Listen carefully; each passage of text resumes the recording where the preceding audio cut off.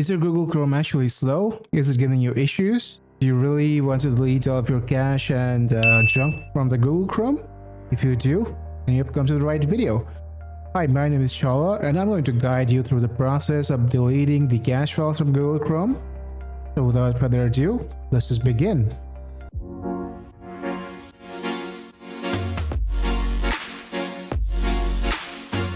Now it's very easy and simple. What you want to be doing is go to the right hand side, top corner, just click on these three dots. Now just go to the more tools.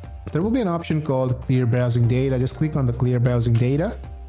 There will be two options here. One is basic, another one is advanced. Now I do recommend going to the basic one because it's easier to use. You can select any time range you want. For example, you want 24 hours, 7 days, 4 weeks, all time. Any time range that you want, whatever you're satisfied with, just select that. I'm just gonna hit all time because I really don't want any cache file in my Google Chrome, so I'm just gonna hit all time. Browsing history you can keep if you want, it's absolutely fine. No need to delete all the browsing history. Now make sure you select the cookies and cache images and files. Make sure these two options are selected. After that, just select clear data. Just click on clear data, and that's it. It should clear out all of the cache files from Google Chrome. I just deleted around 321 MB of cache data from Google Chrome, and it should make your browser even faster.